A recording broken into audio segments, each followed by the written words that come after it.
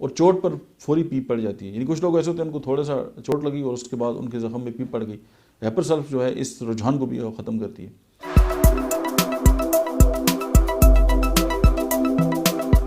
बिस्मिल्लाहिर्रहमानिर्रहीम, अस्सलाम वालेकुम। मेरा नाम डॉक्टर अहमद इजाज़ है और मैं सिविल होम्यो क्लिनिक से बटाबाद से जो है आपसे मुखातब हूँ।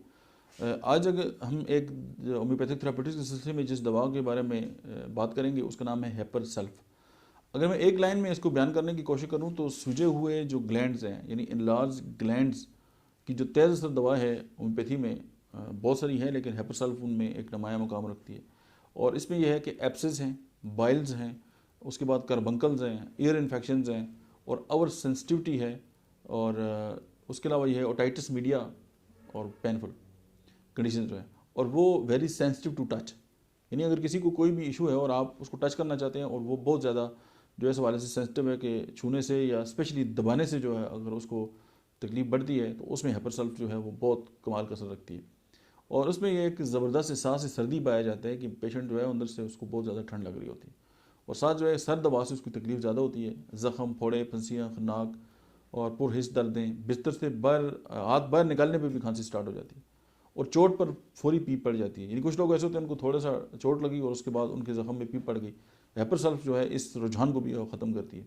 उसके बाद मसाना और रेक्टम का जो है वो नीम फालज और खट्टे दस्त और गले में जो है वो मछली के कांटे का एहसास।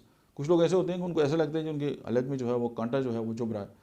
तो ये जो एक मखसूस सिम्टम है गो कि नाइट्रिक एसिड में भी है और हेपर सल्फ में भी है। उसके अलावा जो नमदार मौसम अगर होता है तो उसमें जो है इनकी जो तकलीफ़ है उसमें आराम आता है। और ज़ाहिर सेंसिटिव टू टच है ये, तो फिर कॉर्नियल अल्सर जो हैं, जो कॉर्निया है आंख का, उसमें अगर अल्सर पैदा हो जाएँ तो वहाँ पे भी जो है वो ये इंडिकेटेड है। उसके अलावा है फीवर में इसका बहुत बड़ा रोल है। और इसकी जो स्मेल्स हैं, जितने भी खराजात होते हैं इंसानी बॉडी से, उसमें ओल्ड चीज़ जैसे पुराना पनीर है उसकी जो बदबू है उस तरह होती है और अनहेल्दी जो है वो स्किन होती है। और इसका जो रुझान है वो यही है कि हर चीज़ जो है उसमें ज़ख़म की तरफ ज़ख़म पाए जाते हैं और साथ जो है वो पीप का रुझान होता है और बहुत ज़्यादा ठंड लगती है और मरीज़ जो है वो पुरहिस होता है दबाने से। ये चंद हेपर सल्फ के जो सिम्टम्स थे।